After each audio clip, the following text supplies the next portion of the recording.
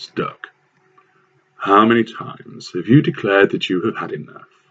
How many times have you vowed that you are no longer putting up with this behaviour and you are going to make a fresh start? How often have you put in place steps to depart and leave this confusing and twisted reality behind? We hear these assertive comments from time to time. We have subjected you to a sustained devaluation, provoked so many heightened emotional responses from you, which has given us fuel. At times, you did not know whether you were coming or going. Your head swam, and that dull ache in the centre of your forehead never seemed to diminish. You wondered who you could trust, as you fought to establish what you believed was right against a backdrop of contradictions. From somewhere, you mustered some strength. A bolt of fortitude sprang from the maelstrom, and in that moment of clarity, you knew it was time to go. This situation isn't right, surely. Nobody should be treated in this manner. Yes, it was the moment to depart. Of course, you could not do so without your parting speech. It was not born out of spite or venom. Those are not watchwords that apply to you.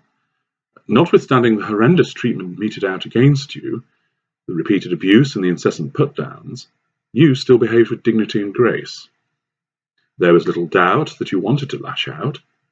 You wanted to flail us with stinging words and some home truths, just in the same way we had used our acidic tongues and savage words to berate you.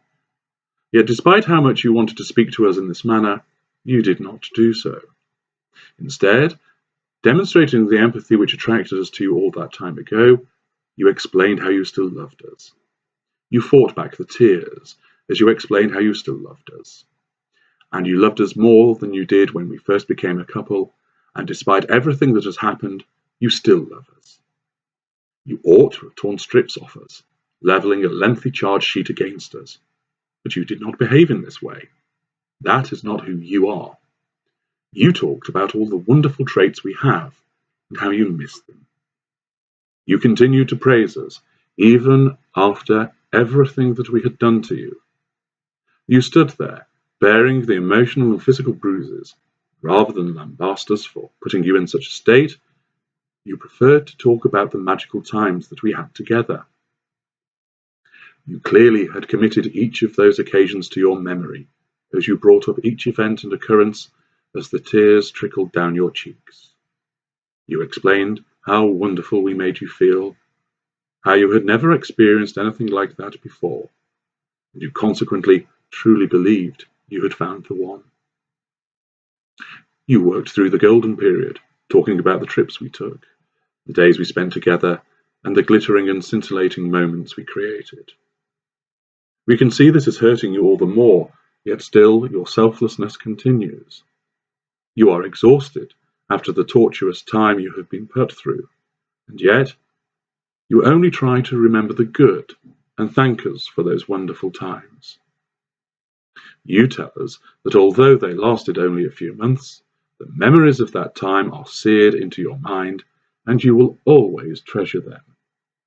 You explain that you will reflect on those memories, and not what came to pass afterwards, as you still prefer to think the best of us, despite everything we have subjected you to.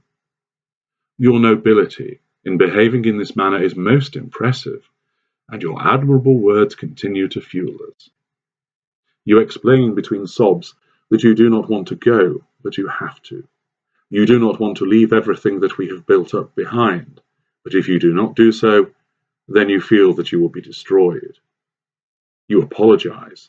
Yes, you actually apologize that you have not been able to help us, to steer us away from the destructive and malevolent behavior that has marred the latter months together.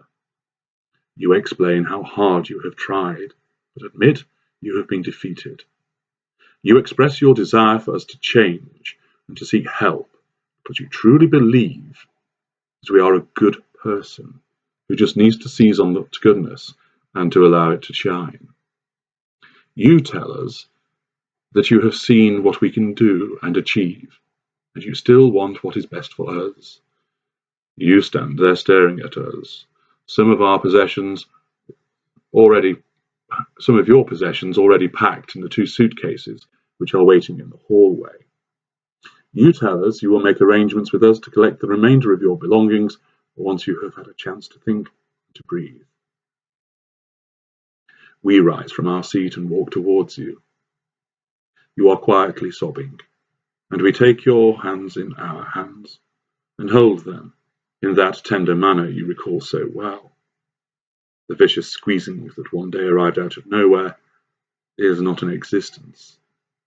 Instead, we hold your hands and look you straight in the eye as we summon up a luck we have practiced before with others in this very same situation.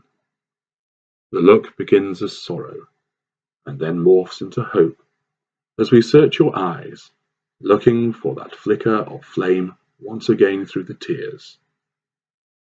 You hold our gaze as we keep searching, and then we speak, our words soft and gentle, just as they were when we whispered into your ear as we lay next to you, holding you late at night. I'm sorry. I know this time I have to change.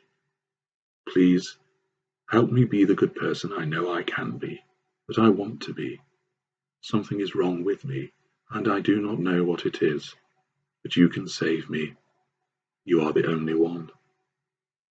Please do not leave me.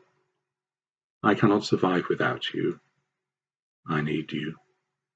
I want to make you happy again, because someone as wonderful and as loving as you deserves it. I will get help, but I know I can only do it with you at my side. Please, please stay. The short speech is delivered with true brilliance, as I gather the right inflection in tone, coupled with suitable contrite looks and mannerisms. I continue to look into your eyes as you let my words sink in.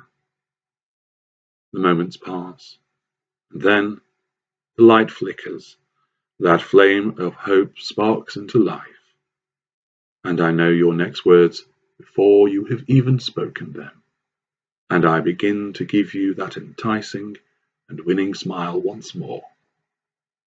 I know that you will now stay again.